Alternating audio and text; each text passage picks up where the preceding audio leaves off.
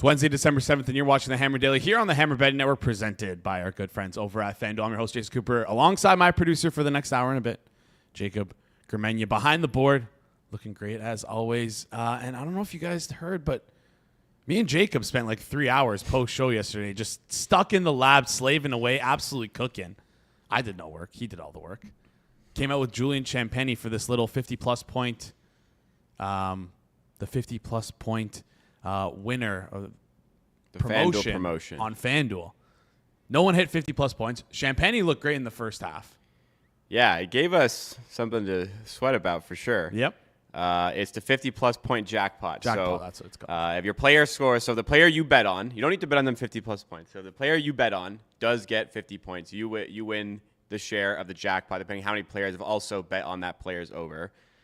We went with I communicated with Jason that we should go with Julian Champagny, and we did. And he what was it, first half? He had over 21 points in the first half. It was kind of like, well, he might sniff this a little bit. It's live. Like, being live in the second half is great, especially for a guy like him. But the bet that was provided was a winner. It was 15-plus points at plus 235. So regardless of not winning the 50-plus point jackpot, because the handicap was in the correct place, we did find a winning wager. Yeah, and that means Kirk and Rob also gave one out, and they lost theirs. They lost a bet. They had Siakam over 24.5. He only got 22. Didn't it move down to 23.5 as well after it was given out? If I'm not mistaken. That's crazy stuff. But yeah, that's a fun little. Just wanted to open the show with that because that was a lot of fun to do. It's still going. Yeah, the best part about it, which I didn't even realize in the promotion yesterday, I thought it was just for $1 million. Today it's going to be for 1.1 million. It seems like as it goes on, as there's until there's a 50 burger. Yeah, until there's a 50 burger, seems like it's not going to. It increases in the amount of bonus bets, share of bonus bets, that you can get, the prize pool, the jackpot amount. So excited to get into that because didn't even mention this off the top. We have a great show for you today with 3 guests coming on. 2 of those 3 guests are going to talk about some NBA props, and we're going to hit on that 50-plus jackpot. Just talk 2 players, each person. PeanutBettor is going to be on there talking college football. I'm going to ask him about who he thinks could get the 50-plus point jackpot. And then Pips is going to come on, talk NBA player props. He's also going to talk to us about the 50-plus point jackpot. Maybe talk a little bit of strategy about it as well. And then finally, Rob comes on, close out the show with the NFL market report, market update on the Wildcard weekend. Should be a great show for you today. Excited to hear what we get. Also, if you don't like PeanutBettor's player that he picks for the 50-plus point jackpot, save the token because Pips will be on right after him to give out his favorite 50-plus point jackpot player. Before we get started, bring on Mr. PeanutBettor. Quick reminder, Tuesdays, Thursdays, 1 p.m. Eastern Time here on the Hammer Betting Network on the Hammer Daily. We turn the Hammer Daily into Edgework Overtime. Ad read hasn't changed. Rotating guests and panelists and straight hockey talk for 30 minutes. No. Alex Moretto and So Money, straight hockey talk for 30 minutes. That's what it is. No more rotating guests. Seems like it's just going to be those 2 guys throughout the entire season, which I'm not complaining about. I actually quite like talking hockey with them.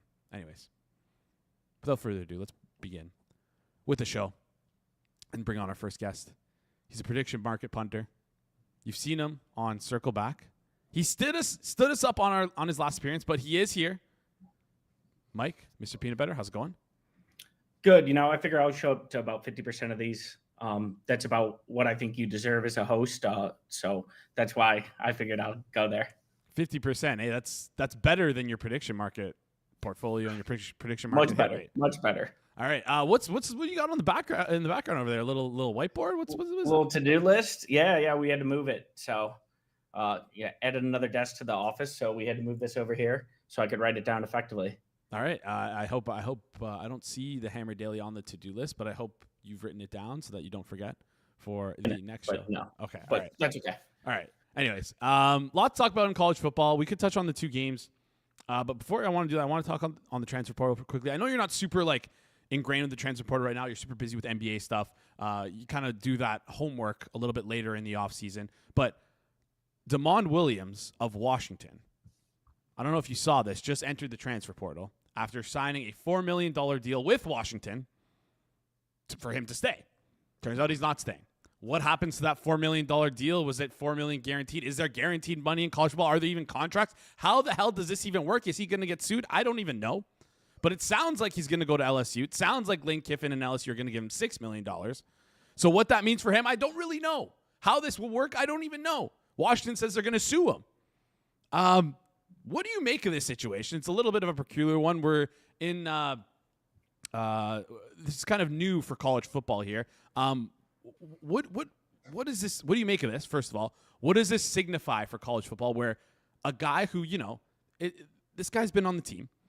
It's not even like he's not just going to a better situation or like it's not like the situation kind of had a bunch of seniors that left and the new coach, all that sort of thing. It's like feels like the game's gone. How do you feel about this? So this is basically if an economics professor wanted to give an example of why you shouldn't try to suppress wages and try to make markets what they're not, this would be the prime example. Everybody knows these guys are athletes or these guys are employees. These guys function like employees. They're signing contracts like employees. They're doing everything an employee would. But the problem is when you say, because of the NCAA, that they're not employees, essentially they can't sign them to contracts that are based on playing. So these contracts that they sign essentially aren't enforceable, from my understanding. Obviously, I'm not a lawyer or anything like that. But because they're not employees, you can't place restrictions on them on where they go. So the fact that they're not employees and we do this charade of making them get NIL for some reason, like everybody knows they're getting paid. Everybody's aware. Everyone's getting paid for their play on the field. Everybody knows the deal, but yet we do this weird charade where we can't just make deals with guys. So that's why we have no contracts that are anything. Guys can go whenever they want. It's ridiculous. It's absurd. I think that eventually it reaches a breaking point and they just say, why don't we go ahead and do the employee, because this middle ground that we're in just makes no sense. Yeah, no, absolutely makes no sense. Also, like the way that they're trying to like mitigate stuff and sort of like, let's call it fix things. They're like talking about introducing like a salary cap. I'm doing air quotes for those listening in audio form only, but like, I don't know how that's even possible, because if the salary cap of $20 million is true, LSU allegedly offered Damon Williams $6 million. We have Texas Tech giving Brandon Sorsby $5 million. Like this is not a real cap. This is like an NBA soft cap where there's no luxury taxes. Just kind of do whatever you want here. Any other shocking news from the transfer portal that you saw, or you kind of just want to get into the games? I will say I think Josh Hoover is a stud for Indiana, so no surprise they just keep on kind of picking guys up. The sneaky thing about Indiana is, don't get me wrong, Cignetti has turned the culture around amazing. I don't want to negate that side of it at all. But the thing they've really done well is hit in the portal, and they influxed that team with a ton of money last 2 years, and now they're like continuing. Every time they have a quarterback leave, you're like, oh, that guy was one of the best QBs Indiana's had. They now are just replacing them with another high prospect. So I think they're doing a great job in the portal, and that's the way you want to rebuild your team now if you're trying to do it like Indiana did. All right, let's get into Indiana. Always, I think I've been hammering the show about how sharp I think Kirk Cignetti is, not only with his play calling, not only being as a head coach, but also as a recruiter, in the way that he's sort of navigated the new era of college football. And again, like you said, replacing that talent. Let's start with this game though. Oregon versus Indiana. Indiana right now is -3.5. Opened at 4, moved down to 3.5. Totals at 47.5. Break down this game for us here. Yeah, caveat that these lines have been out for a while. They're very efficient. Anything I have versus the market, probably you're kind of drawing short. But I will say, I think that the toughest part about this game, the most interesting part about this game, is Oregon towards the end of the season had a lot of guys injured on the outside. Their wide receivers were pretty banged up. It was a cluster injury group, and really they didn't have anyone to threaten deep.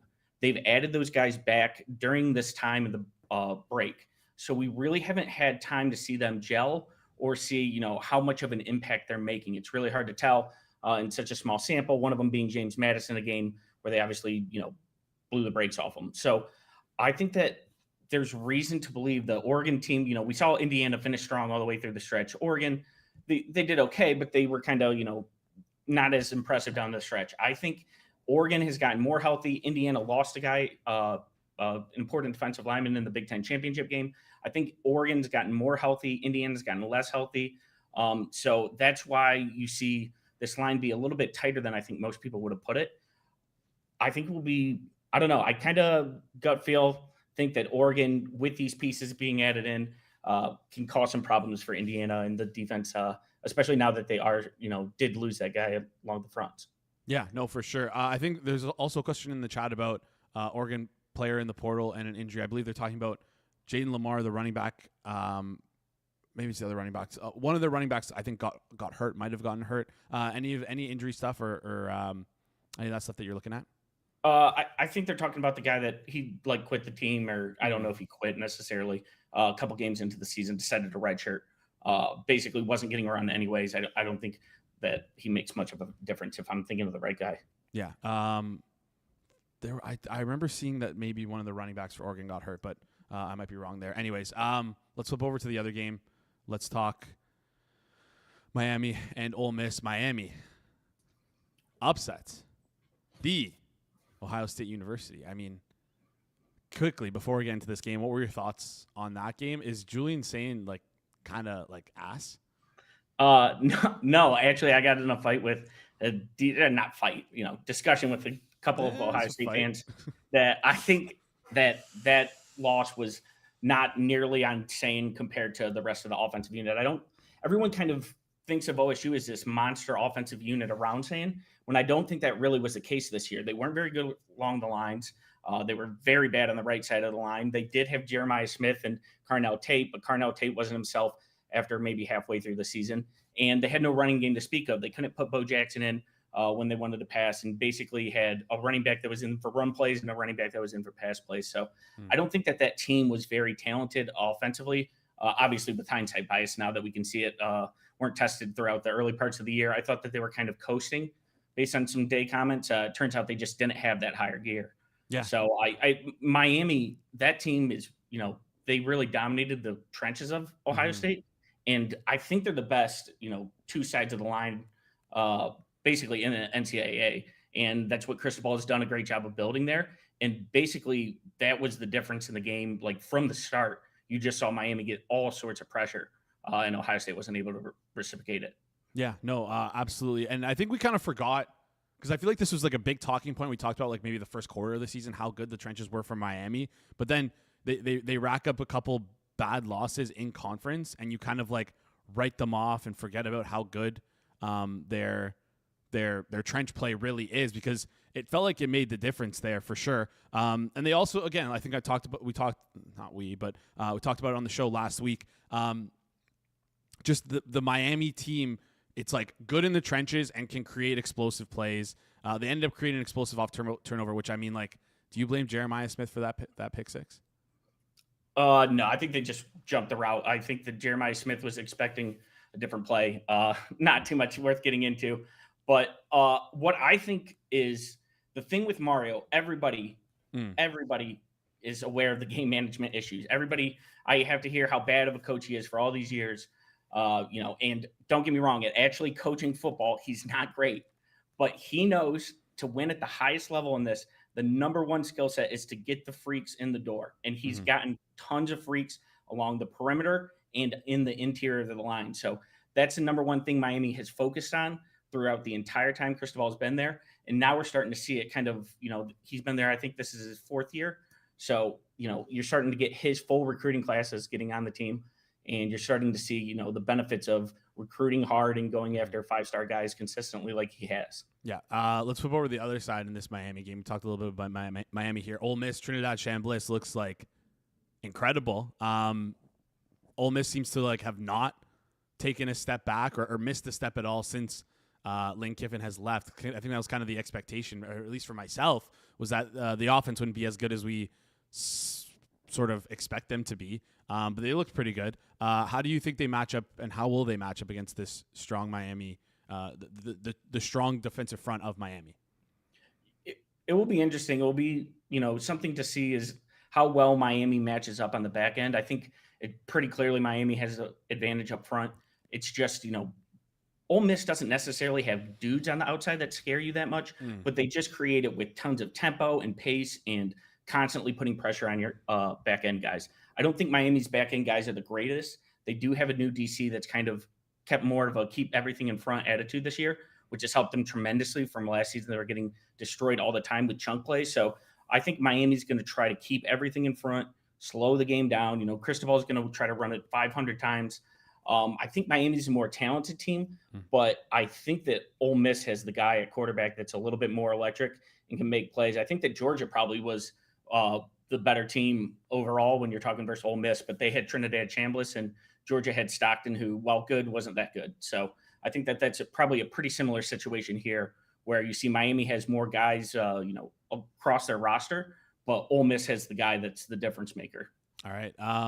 If gun to your head, if you had to pick, obviously, again, like you said, markets are pretty efficient. These have been open for a while now.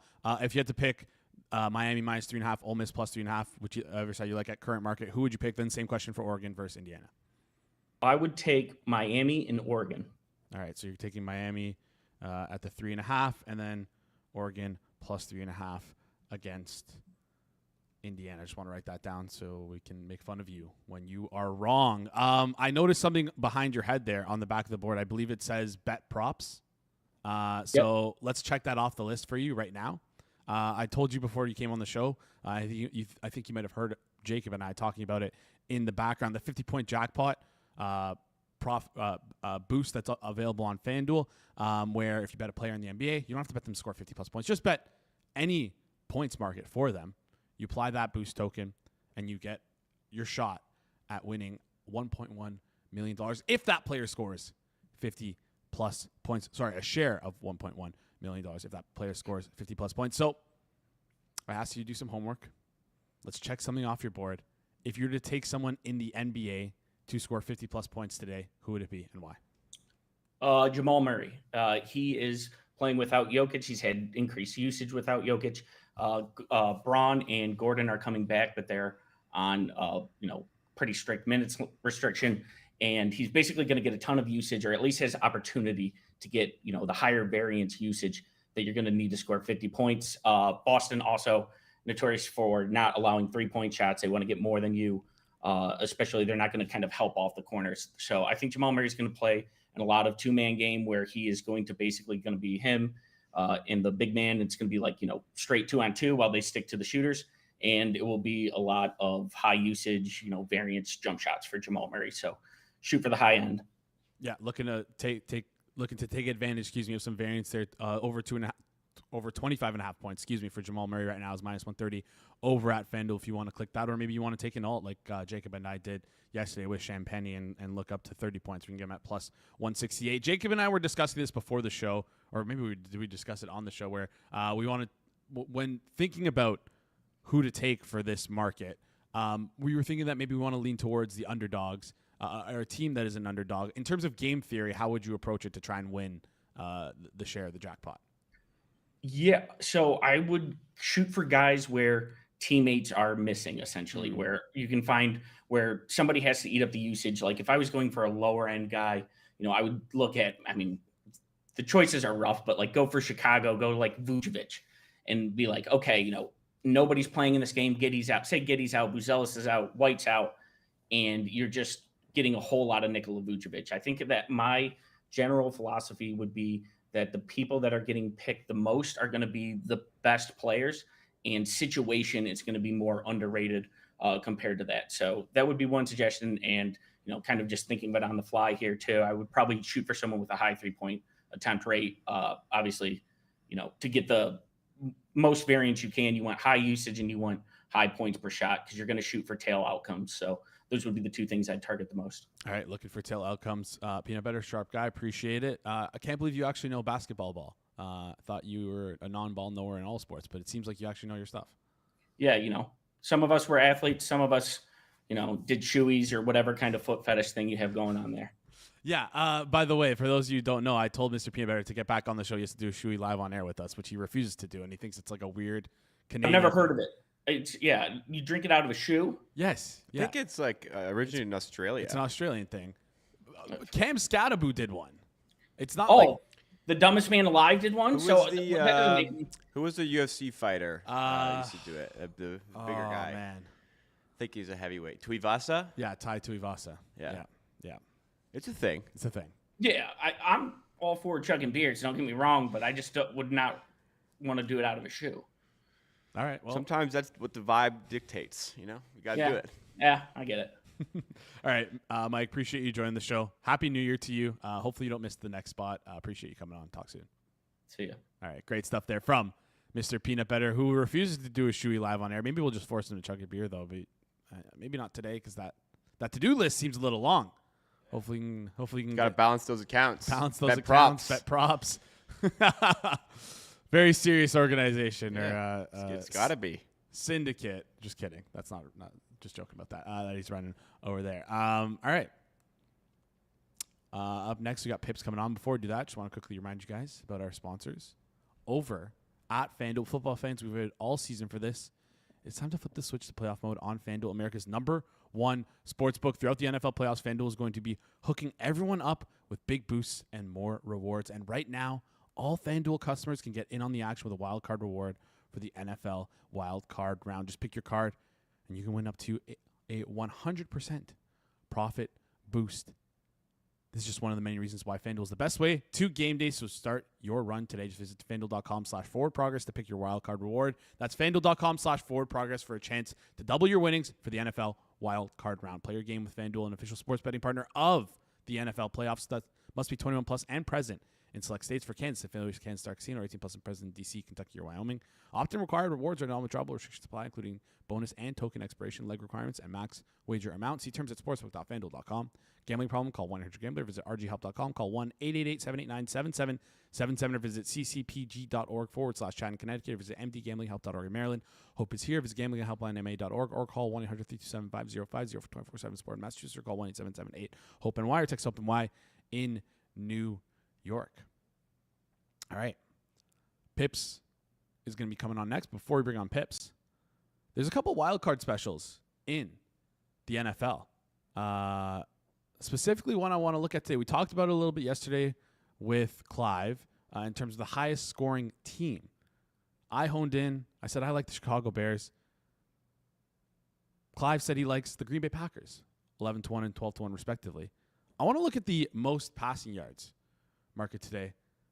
Jacob, I don't know if you like anyone in particular in terms of the most passing yards. And when I looked at this list, some people might laugh at me and think this is slightly counterintuitive, but I like Brock Purdy at plus 850 to have the most passing yards in the wild card round. I know he's up against probably the toughest defense, but I like the Niners in this game. If the Niners can get some positive variance in terms of health, their offensive line, I think they could put up a ton of points, push the ball downfield using Brock Purdy, and I think we could be live at plus 850. So, I mean, I guess you got to be looking for a team that's going to be trailing. Yep. I would probably look towards a higher scoring game. I think the Eagles-Niners game has more of a wider range of outcomes. Sure. Could be like a 20-point game. Yes. It could be a 60-point Exactly. game. Okay. Exactly. That was kind of my logic for thinking about it. Matt Stafford right now is the favorite at plus 360, which I feel like that doesn't feel right. They could run up the score. Yes. Against the Panthers. But I like guess that's the consideration. 10.5-point favorites. You think if they're up by like 2-3, if they're up by 3 scores, you don't think that they would in the fourth quarter take Matthew Stafford out of the start game? running the ball a little. Yeah. It's an interesting market for sure. I think you're kind of just got to hope for a good game state if you play this. So like, could the Chargers get in a hole? I think the Chargers could realistically get in a hole here. They've obviously missing players for this sort of key games. Yeah. Like Herbert would be somebody I'd probably look for here. I think that's the player that jumps out to me the most. Honestly, like the Bills have not been at high flying lately. They could go down, and if Josh Allen has to sling the ball, my God, can he rack up passing yards? Like Josh Allen at plus 1,000 is probably a look for me as well here. I'm shocked you didn't go for the guy behind him, Caleb Williams at 15-1, where we've seen him put up some pretty high games there in terms of passing yards. So maybe he could be the one. I think I'd go Allen or Herbert. Right. I think I'd lean towards Allen. I'm gonna take. I think I like Purdy at plus 850. I feel like that one is the one that sticks out to me the most. And if I had to pick a second one, it'd be Caleb Williams. Like, if I think that game's going to be high scoring, of course, I think there's going to be a lot of passing yards in that game. So, anywho, let's bring on our next guest here. Excited to talk to him in the new year. He's an NBA props originator, co-founder of Props Madness. Pips, how's it going? Happy New Year to you, my friend. Hi, hey guys, hey man, long time no see. Happy New Year, everything. Like, hope you had great holidays. Hope you rested for some. And yeah, let's go back into work. Actually, can't wait. Not a huge fan of huge vacations. Like, I'm a guy for like a week. 2 weeks is like last 3 to 4 days. I was like, let's go back to the office. Let's start working. So I was losing my mind. 30 centimeters of the snow 2 days ago for Croatia is huge. So I was like shoveling all day, all the time. And yeah, I was losing my mind. So glad to be back in the office. Glad to be back to the work. Yeah, excited to be back here, to have you back on with us here. I heard that I don't know if it was last week or 2 weeks ago, we were supposed to have you on. We had a little bit of a mixed communication there with Alex. But I also heard we got you out of like I don't want to put you on blast. I don't know if the significant other is watching right now, but we got you out of a pretty sticky situation. If you want to share more. Yeah, I don't know if I want to share more. Okay. My girlfriend usually watches a ton of my stuff, so yeah, I won't say much. All right. Anyways, we apologize to your girlfriend for making you miss anything that we had to miss. Appreciate you staying at the office late as you always do, because of course in Croatia it's like 5:30, 6 o'clock over there, and you're still in the office. 6:30 right now. Yeah. I didn't want everyone left. Yeah, everyone left, but you're still in here. You're doing the hit with us, and we appreciate that. Yeah. All right, we got 3 props for today. We're gonna go through each of those props, and then the last prop we talked about with Mr. PeanutBettor. It's the one that we would want to use for our 50+ jackpot. So let's start with the first prop here. We're gonna go to the Orlando and Brooklyn Nets game. We're gonna head over to points. To a guy that, in this case, I don't know how to pronounce the name, but we'll manage it together, I guess. I got it for you. I'll try my best here. We're going to go over 8.5 points for Jace Richardson. Jace. Okay. Is that right? Okay. Is that wrong? It could be. I don't know. Like, that's right. Jacob, I thought it was going to be Jaeger Dioman. Like that's a hard name to pronounce. I wasn't expecting but Jace I never Richardson seen to provide a problem. Yeah. Yeah, but I never seen this name. Like, this is the first time I'm seeing this name ever in my life. Fair Like, enough. I never seen that. Yeah, never seen this name. So yeah, how did you say Jace? Jace Richardson over 8.5 points minus 1. Okay, Jace. Okay, nice. I was just saying Richardson, rookie from Orlando. So yeah, Jace Richardson, rookie from Orlando. Here's the thing. I don't know if Props Madness is on the screen, but there is some heavy patterns here, and I'll just explain what and why. So last 2 games, we can see he played 26 and 27 minutes. Blue line is kind of showing the minutes. So last 2 games, 26, 27 minutes. Game before that, 8 and 8 minutes. And then the game before that, 20 minutes. And what's all together with this is no Sachs and Wagner. Sachs return, again no Sachs and Wagner. So if you exclude Sachs and Wagner, last 3 games, 20, 27, 26. So he's about, like, floor should be 20 minutes, especially with how well he played. Like, last game they lost to the Wizards, and he was their best player. So he played almost the entire second half because they just realized, okay, this guy can play. So if you take a look at the games when he gets at least 18 minutes, he's over this line in 6 out of 7 games, averaging 12 points. Line is at 8.5. Actually, I bet earlier 7.5 minus 130. Now it's 8.5 minus 122. I still like it. I think this should be 9.5 minus 115. I would say. I have this projected close to 10 points. So still good at 8.5. So we got to the minutes. We got to do hit rate, we got to do his averages and stuff, but now let's look at just quickly about the matchup. He scores most of his points as a spot up, transition. Almost 80% of his points come from transition or spot up. He's now getting almost the best matchup in the league. Brooklyn Nets allowing 3rd most spot up, 5th most transition points. He scores a ton of points from the corners and at the rim, both areas where Brooklyn struggles. Similar players by position: Lee Shepard, Melton, Gary Payton, Will Richards. Cook them. So makes sense to bet guys like Jesse Richardson over against the Nets, considering his minutes, considering he's coming off the bench, and there's only upside. So Jesse Richardson Jace. over Jace. Oh yeah, sorry. I'm like a golden fish, like forgetting in 30 seconds. 10 plus works, 15 plus also works. I think we are in a spot for a good game for Jace. All right. Jace. Jace Richardson over 8.5 points, minus 122 is what we're looking at over here. Let's get into the next play we got. We're going to head over. LaMelo Ball, Toronto, Charlotte. We're going to take the over 17.5 points at minus 125.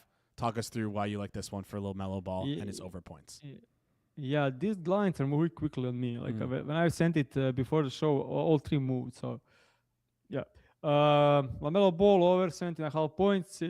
There is a big reason for it. I'll just go through it.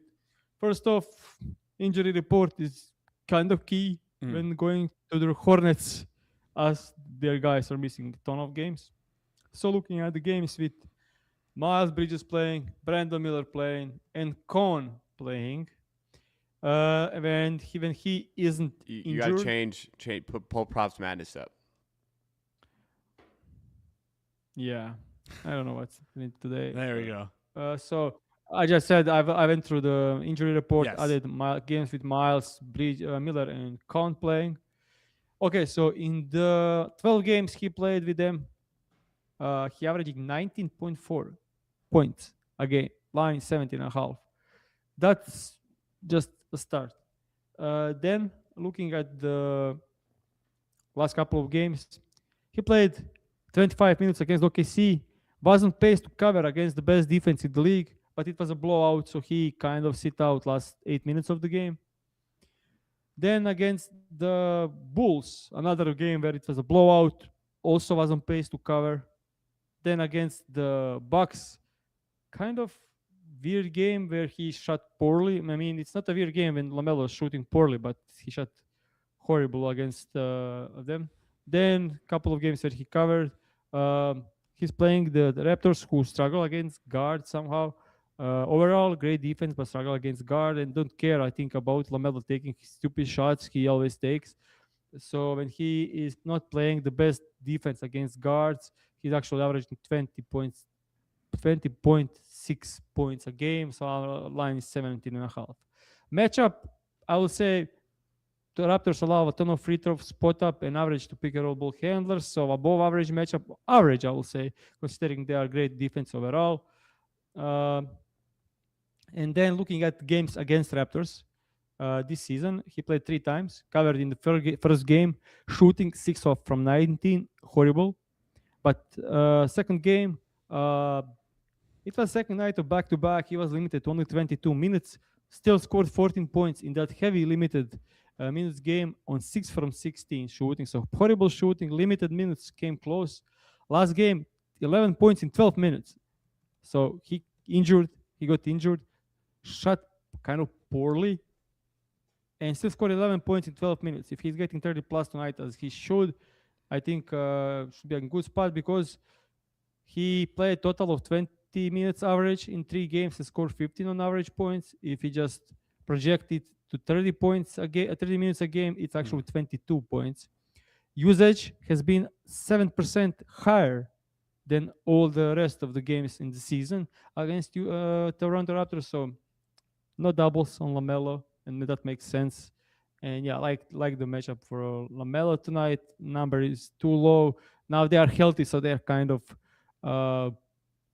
like against the Thunder, he was at 16.5. Against the Bulls, 19.5. So they kind of middled out against the Raptors, which I think is not great. I'm expecting to score 20 points tonight. Spread is at +2. Should be a close game. So 4 minutes are expected. Yep. 17.5 minus 112 is what we were looking for there. Expect him to get closer at 220. Now, we're not going to use our 50-plus jackpot on LaMelo. We're going to use it on the next player. We're going to use it on Joel Embiid. We're going to take his over 25.5 points. You think he has a shot at hitting the 50+? I mean, it's tough to say because it's hard for anyone to score 50+ points in a given night, but you want to take a stab at Joel Embiid. Talk to us why you like his over 25.5 points at -114 and why you think he has a shot at the 50+. Multiple reasons. So I'll firstly start from first off, last game against Denver, he scored 32. But most importantly, he played 40 minutes first time this season. It was an overtime game, but he was on pace to play 35, 36. So Embiid with 36 minutes against Wizards should absolutely cook them. So from how much? Obviously, I will never say I expect 50, but there is a possibility for a 50 game.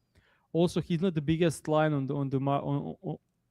not the biggest line player props line on the market, so probably not getting all the bets on him. So makes sense to bet it on Joel Embiid. First part of this is his minutes and his usage. Like this season, he's averaging 33% usage. If you take a look at the last, since he got to normal minutes, he's kind of 33.5 usage, averaging 29 points over the last 9 games in 34 minutes. So, okay, I expect 34 minutes, and he's already averaging 29 points in those minutes over the last 9 games. And now he gets the best possible matchup on the planet against Wizards. So I'll just look at the games for career games for Joel Embiid when he gets 30 to 38 minutes, I would say. Let's say 40 for this example. 30 to 40 minutes, average is 34. I expect even more minutes. And let's look at the usage when it's above 28%. We can see that Joel Embiid is averaging 33 points. Of course, we can't compare Joel Embiid from 3 years ago to Joel Embiid, but last couple of games he looked like Joel Embiid from 2 years ago. So one of the main things here is I think he'll crash this line, 25.5. I think he'll crash this line unless it's a huge blowout that he doesn't touch the court in the fourth, but still think he covers. Historically, Wizards, horrible defense, and that didn't change. They are still the second worst defense in the league, horrible against bigs, horrible like they've been over the last 5 years, maybe even more. And now, let's look at the Joel Embiid throughout the last 3 seasons. He scored 50+ points in 4 out of 82 games. And one of these games, he scored 70 points on Wembanyama. So much more difficult matchup. He ended up scoring 70 points. Not saying that's happened tonight. But one of the most interesting thing for this one is looking at head-to-head. He already have 50 points game against Wizards. He also have 48 points game against the Wizards. He also have 34-point game in a huge blowout. And earlier this season, he scored 25 in only 23 minutes. He's now going to play 12 to 13 minutes more. I mean, if he's close, he'll go for it. We already know that from Embiid. He loves them round numbers. So yeah, this is basically it. He should cook them. They are horrible defense. They allow ton of points from the paint. They allow ton of free throws, which is how he scores most of his points. They allow ton of isolation, a ton of pick and roll man, ton of post ups, ton of everything. Just unbelievable matchup for Joel tonight. And looking at that, he played 40 minutes, so ceiling is pretty high. And we just need to get him to stay a bit close for him to have any shot on it. And I think it can happen. And if it's one team that you want to target 50+, it's the Wizards. It's the Wizards. Yeah. You want the Wizards to maybe take advantage of their poor defense there. Joel Embiid. So a little confusion in the chat. We like the over 25.5. -114 at FanDuel. We are playing that as an official play, but then we are also saying, Pips is also saying, to use that the jackpot token use it on this bet as well because we think there's a shot on Joel Embiid hitting 50-plus points. And, hey, if you want to bet 50-plus points yourself as well, then that's crazy. But you might as well make sure you use that token if you're going to do that. Mega lock, yeah. Yeah, mega lock 10-unit Maxwell. No, the biggest thing for us, though, we need Washington to keep it close, I think, right? Because if Washington can't keep it close, then I don't think they need to keep it close for him to cover 25 and of a half. course, yeah. I think it's doable in 3, but definitely need like somehow maybe make it overtime games so he gets more minutes. And we've just seen like G League team of Denver missing 7 starters went overtime against 76ers and beat them. So anything can happen. So exactly, anything can happen here. Pips, appreciate you joining the show. Thank you so much for coming on. That's 3 plays. Yeah. Happy New Year to you. We'll see you on here next week. See ya, guys. Appreciate it. Great stuff there from Pips. One day, I'll get my Zubac shirt. Zubats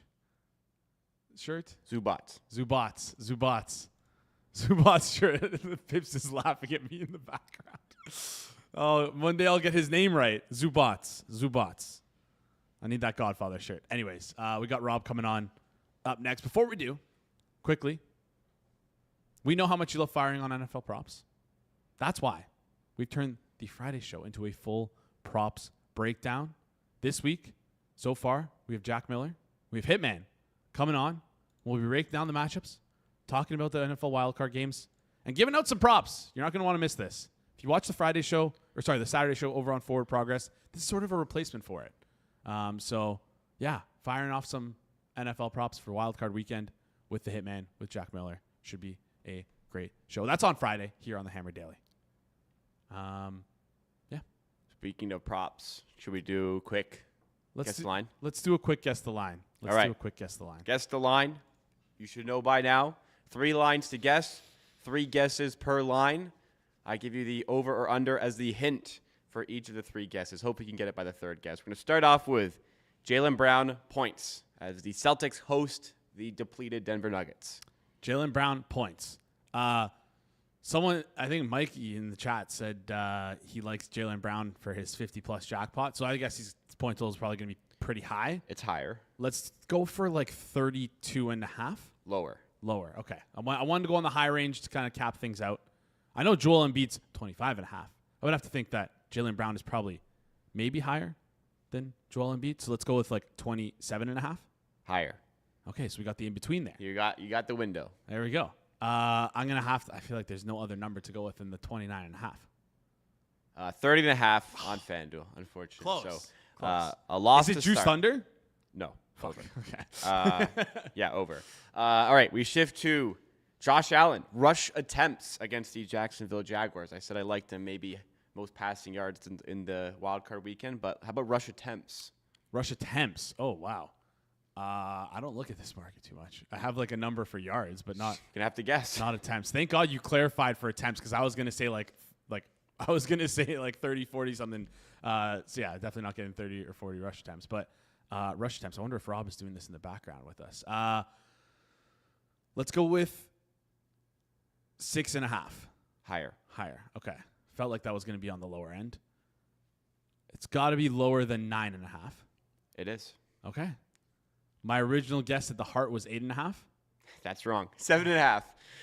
2 losses. Get in the 3rd one. We have Dante Moore rushing yards for Oregon against Indiana. I'm so bad with quarterback rushing yards in college. 36.5. Lower. Okay. That might have been a really bad guess. 24.5. Lower. Okay, 10.5. Lower. It's 3.5. 0 of 3. You'll get him next time. I'll get him next time. All right. Gonna win one of those sometime in the new year. Anywho, we made him wait for long enough. Let's bring him up. He's the CEO of the Hammer Betting Network. Rob, how's it going? Doing okay. Get to rock the Leafs hoodie for the first time in a long time. Plan the parade again, man. We're so back. And I think someone in the chat was asking if I expect a ring because of the turnaround that I gave to them. I believe that is now their 10th point in 7 games. So what is that? 5 wins? No, I think it was maybe a 12th point. Anyways, I I expect a ring, by the way. Maybe if they don't give it to me, maybe you can. I made a tweet about how like the Leafs window is completely over. I think this might have been about a month and a half ago, but it's like time to fire Berube. If that doesn't go well, time to fire the GM at the end of the year. If that doesn't improve things, you got to like explore potentially moving Matthews and Nylander down the road. So I was at the most extreme end of the spec. I kind of am still very pessimistic about this team, if I'm being completely honest, but it is, you know, it's nice to have team you're rooting for back in the playoff mix at the very least. Yeah, definitely excited about it. Also, like the play looks better. We don't have to talk about hockey too much, but yeah, I'm just excited with how maybe it seems like they switch things up in the offensive zone, which is what I've been asking for this entire year. But anyways, we don't have to talk about that. We're gonna bring on talk about some NFL stuff, which you've been absolutely rocking and cooking so far this year. First of all, I wanted to get your thoughts. I don't know if you were watching earlier. We talked about the most passing yards for the Wildcard weekend. I'm putting you on the spot here right now. Most passing yards for the Wildcard round. There's tons of options. I looked at Brock Purdy. I said I like him at plus 850 to have the most passing yards on the Wildcard weekend. Would you give me a thumbs up or a thumbs down? Let's say you had a $10 bonus bet. Would you slap it on Brock Purdy here, or would you say thumbs down? I probably wouldn't slap it on him at that price. I do agree. I mean, generally speaking, in this type of market, I'd be more inclined to take an underdog than a big favorite. So obviously, like a lot of people gravitate towards Stafford because of the matchup, but there's a lot of scenarios there where the Rams are leading by margin, considering they're, you know, double-digit favorites. So I don't like to go there. Personally, a close game with a high total, that would attract a lot of people as well with Josh Allen and Trevor Lawrence. I'm not going to lie. Immediately, the first thought in my head was Trevor Lawrence.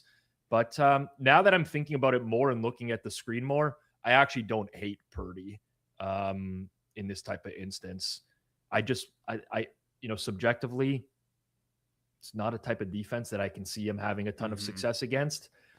And that's where I falter a bit. But Green Bay, Chicago, looking to be a windy game.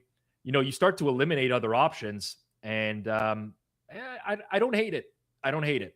I could hear the pain in your voice when you were like almost, I don't want to say, the Leafs mug as well. Holy smokes. Heard the pain in your voice there when you were like almost close to agreeing with me. It's usually a bad sign. I will be like, my first reaction was actually no. But then as I started to go through game by game, I was like, you know what? It's not really that bad. It's not really that bad in the grand scheme of things. So yeah, it's probably borderline. It's probably borderline. All right, let's get into the games for the week. First game, most interesting game for me, Rams at Panthers. Can our guy, Eric Eager, pull out a big win as plus 480 underdogs? I don't know. Rams right now laying 10.5 points on the road. Crazy. Totals at 46.5, juice towards the over at minus 112. We saw some Rams money coming in. What do you make of this matchup, and what have you seen in terms of the market move so far? Yeah, so honestly, slightly disappointed to see Rams money. I did have some appetite to potentially bet them in this game. I don't think that I'm going to do so at this price. It's also a little bit mildly surprising as well on top of that, because of the fact that Carolina had a really clean first injury report yesterday. We only got the injury reports for the Saturday games so far, but theirs came back really good, and they're probably going to be at full strength, whereas Kevin Dotson still's not practicing for the Rams. So there's a decent chance that Dotson would miss at guard. And their EPA and success rate has dropped off quite significantly since he's been off the field. So I just don't see that. You know, you can see that as it stands right now. You know, one thing we should definitely talk about, Jason, is that this isn't just like a traditional regular season week. Limits are super high already at a lot of sports books, right? You're looking at some sharp books that are offering 30K limits on sides right now. You wouldn't get that type of limit in a regular week of the season till like Saturday night. So limits are already high. I don't know how much further these are going to move one way or another. But I'm kind of disappointed that, you know, there was no early Panthers money drawn. I thought that there might be, just because of the way that this number closed in the regular season, which was a bit lower than this. And in that game, the Panthers won. And on top of that, the Rams have kind of trended a little bit downhill since then as well. So yeah, it's a tough one overall, but I I think this game is going to be a blowout. Yeah, I think it's heading towards blowout territory. The only thing I'm worried about is like maybe a backdoor cover from Carolina. I don't know if you have like done any research on this in terms of how McVay, like, will McVay ever turn conservative if he's up like 3 scores going into the fourth quarter, where you could potentially have a backdoor cover here from Carolina? That's like my biggest worry. I don't know if there's any like data on that in any of these Rams run that they've been on in the playoffs. Yeah.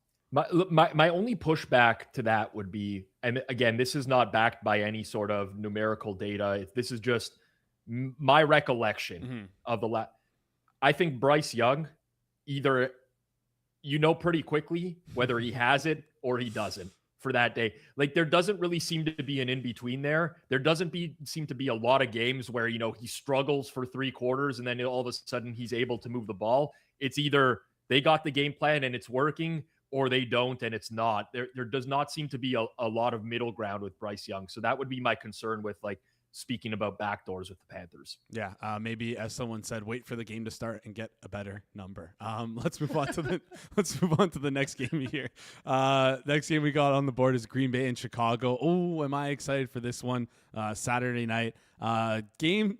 Money's been kind of going back and forth. Line's been moving back and forth between Green Bay and Chicago. Right now, settled at -1.5, -105 for Green Bay. So almost a pick 'em, but FanDuel has it slightly more towards Green Bay. Totals at 45.5, juice towards the over, -114. We've seen it come down on FanDuel. It opened up 46.5. Talk us through this game here. Yeah, so this is kind of settled back to where it opened at. So when the original opener came out, all the early money was on the Bears in this game, and they flipped favorites in most spots. I'm looking at a spot in Vegas right now that has Green Bay -125. So quite an amount of money at 20K, 30K limits, even 44K limits right now, has come back in on the Packers side. So as the limits have gone up, more professional money coming in on the Packers. It's really a tough game at this point in time to analyze. There's a lot of moving parts with both these teams when it comes to injuries. I kind of am struggling to find value in this game. I kind of think it's just got to be in and around the range that it's in right now. I'm surprised that we haven't seen a larger move towards the under. I guess I'm kind of experiencing the same hesitation with betting the under. The weather looks like it's going to be very cold and windy. We're looking at 20 miles an hour sustained as of now, winds with gusts of like 35 miles an hour. That's going to hurt the downfield passing game.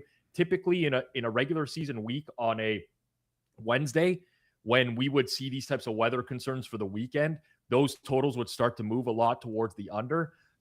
My only rationale is that the numbers guys, the guys who are modeling this, probably had some pretty big edges on the over in this game. Like I personally did. I love the over in this game if it was played in clean weather, but it's not.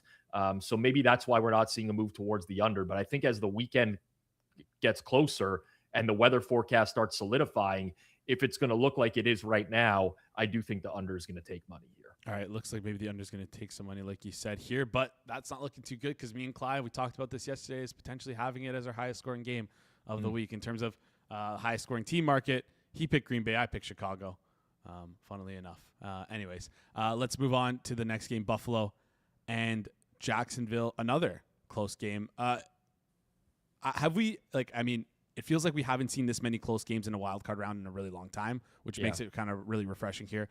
We saw on the open got a little bit of market support in for the Jags. You also mentioned to me that someone released the over in this game, and now there's buyback down on the under. Talk about the moves you've seen here in this game. Yeah, so very few releases, I think, so far this week from groups that would move the market, but definitely there was an early one on the over, and that's slowly starting to get bought back down. Jags money as well. What's most interesting about this game for me, Jason, is the market has liked the Bills for a long period of time. There's certain teams that it just seems like every week they take a lot of money once the limits go up. Looking at the limits now, they're high. 30,000, 40,000. We're talking about sharp books right now. Do the Bills get popped when we see that next increase? When these start to get up to 100,000, do the Bills catch money like they always do? I'm curious to see that. I personally played some Jags in this game, but I did not fill what I would typically fill for my bet. So when I'm, my bet size, I played about half of that. I'm like, you know what? I don't want to force this. And then I'm going to have another decision on game day with a better number and potentially, overextend myself on this game. So I'm waiting to see what happens here. But recency has shown us that Buffalo tends to get bet when these limits increase to the maximum. So that's what I'm keeping my eye on here. Will the Bills get bet once more? All right. Maybe keeping an eye closer to game day again. It's only Wednesday here. Feels like game day couldn't come any sooner, but it's still 4 or 5 days away. Next game we have on the board is San Fran and Philly.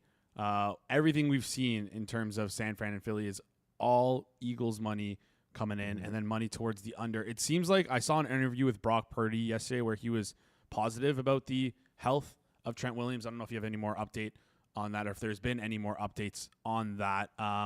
If San Fran can get healthy, I think they're, like I said many times in the season, they can be a force to be reckoned with. It might not happen for them, though. They're going to have to maybe pull off an upset here. What's your opinion on the movement in the game and any updates in the injuries from the San Francisco side? So absolutely agree with the Eagles getting bet out early here.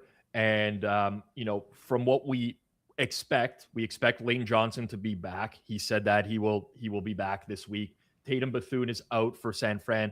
Aside from that, there's a lot up in the air. And with this being a Sunday game, we're going to get our first injury report today.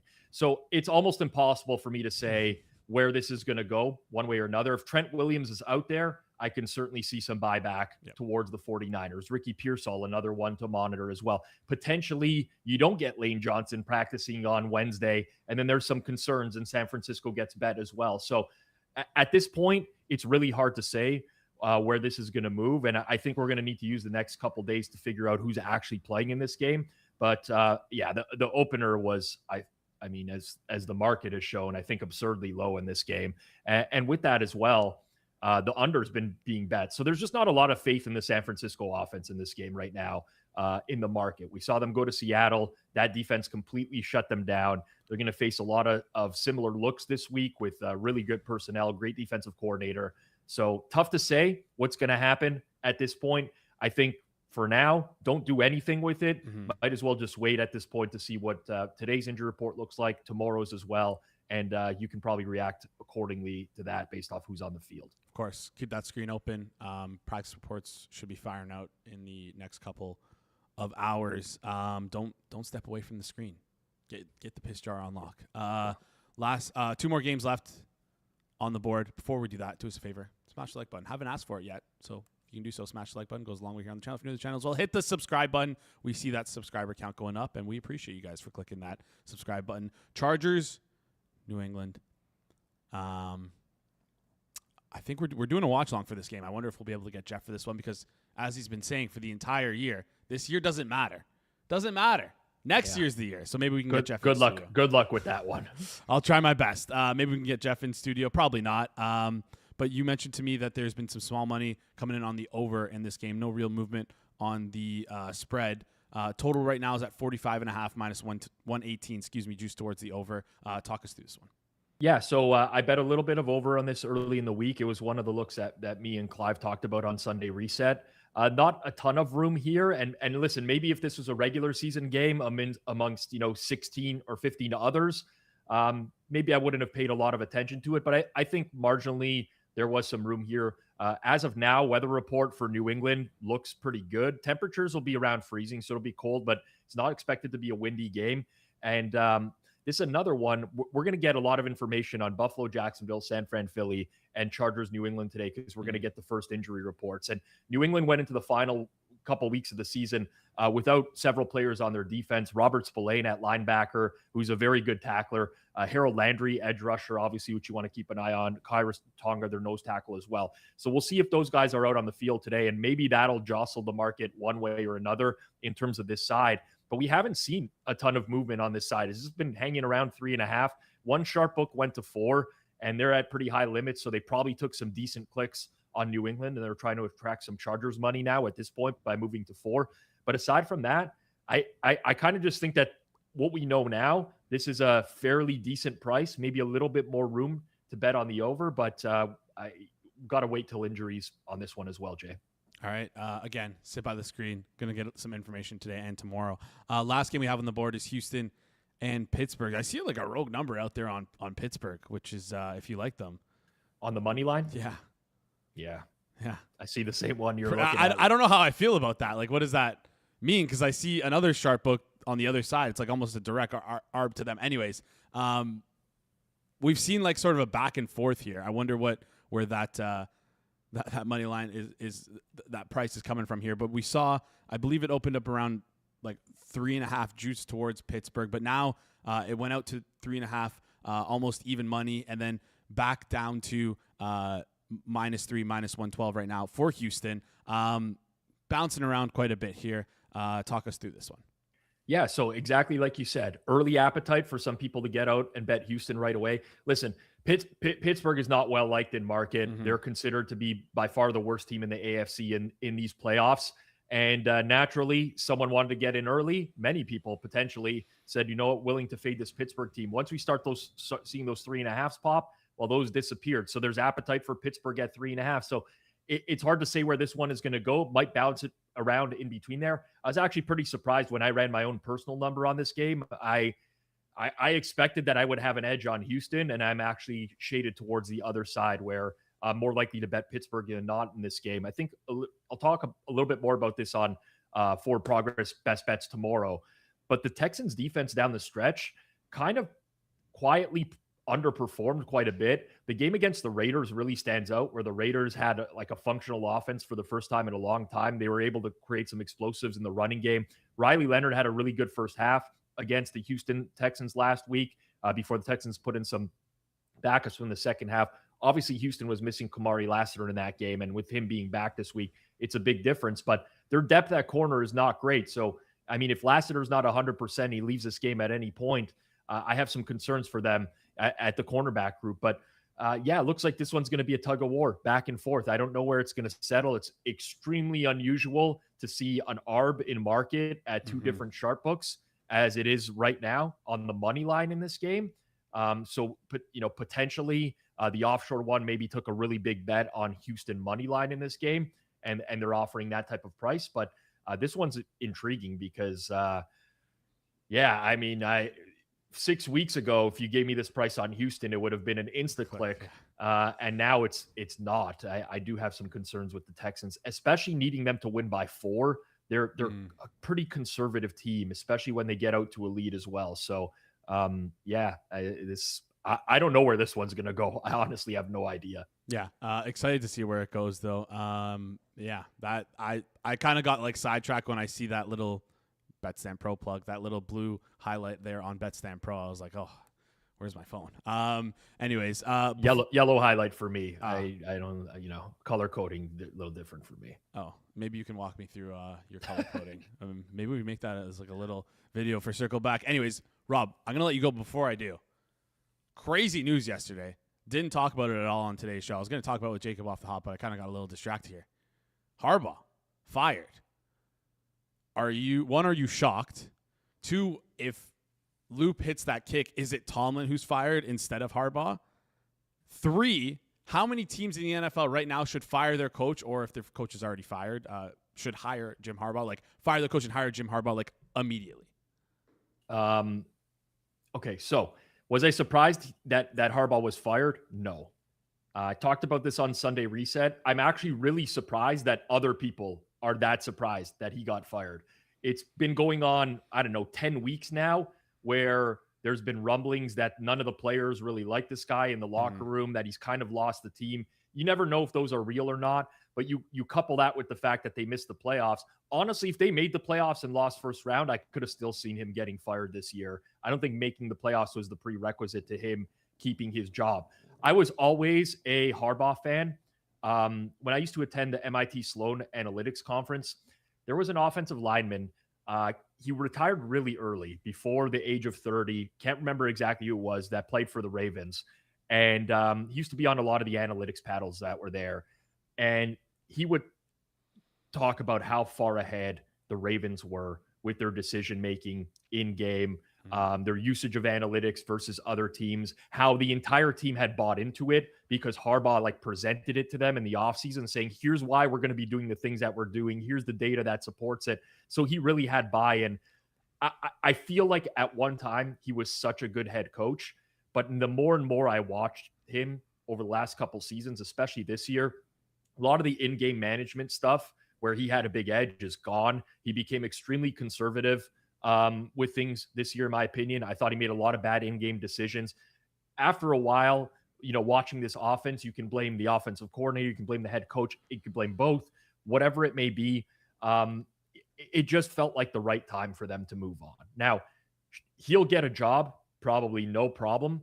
If I was a team that was looking to rebuild from like the bottom up and rebuild the culture of the team, bring the right pieces in place, I don't want to call it like a stepping stone coach, but sort of, that's who I would be looking at. I would be looking at a veteran guy like Harbaugh. If I was not in that type of situation, I personally wouldn't give him any looks. I feel like a lot of the old school types of coaches like this, it's not to mean any disrespect. He's done a lot of great stuff in the league. He's a surefire Hall of Famer, just fantastic coach for the majority of his career. But I feel like there comes a point where you do something for so long, it becomes ingrained. It becomes part of your routine. It's who you are. It's a struggle to adapt to the modern day NFL. And that's kind of where I think Harbaugh is at right now. People can feel free to disagree. That's their own opinion. Personally, I'd rather give like a young up and comer, potentially a good offensive mind a look if I'm the type of team like the Falcons or something like that. But there's going to be a lot of suitors for Harbaugh in the offseason, and maybe I'm entirely wrong, but that's just my perspective, Jay. Yeah, no, and I think the offensive lineman you were talking about, someone in the chat said John Urschel. Is that could have been it? No. Let me take. I mean, I've met him several times. I should remember what he. Yeah, it is him, John Urschel. All right, shout out to the chat for I don't know how they sniped that, but well, so little story on John Urschel. John Urschel is Canadian, actually. I think he went to MIT as well, and I'm pretty sure he majored in like advanced mathematics or something like that. He's very, very smart. But yeah, it was really eye-opening at that time, having an O-lineman explain, like, listen, the coaching staff sat us down and they said, we're going to do a lot of unusual things that you're not accustomed to. Here's why we're going to do them, and here's why they're going to work in the long run. And people just, they started buying in. 5 years later, the entire league is doing all the things that the Ravens are doing. And then it's like, what are the Ravens doing now to separate themselves? Almost feels like they've taken a step back, personally, in my opinion. So, I'm not here to slander Harbaugh. He's been an amazing coach throughout his career. I think a lot of these guys who've had a lot of success in the league for a long period of time, eventually they reach the point where they're starting to be like the inflection point where they're declining. And for that reason, I wouldn't, if I was on a coaching search in the league, there'd be very few spots where I would be really interested in Harbaugh. The Jets might be one where I would be interested in Harbaugh. But Jets need a culture reset. Excuse me. He might be the guy to do it. Anyways, Rob, appreciate you joining the show. We'll catch you on the Thursday Best Bet Show. I believe it's you in Austin, correct? Me in Austin tomorrow, 5 p.m. Eastern time, Forward Progress YouTube channel. All right. Awesome stuff there. We'll chat soon. All right. Later, Jay. Great stuff there from the pizza man himself. Spinning up your market watch for Wildcard weekend. That wraps up today's show. Appreciate you guys in the chat.